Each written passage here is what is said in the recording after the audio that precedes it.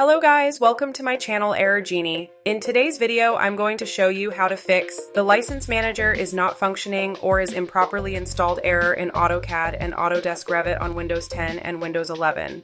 First, make sure the Autodesk licensing service is running. Type services in the Windows search box and open it as administrator. Scroll down and find Autodesk Desktop Licensing Service. Double-click it, set the startup type to automatic, click Apply, then click Start if it's not running.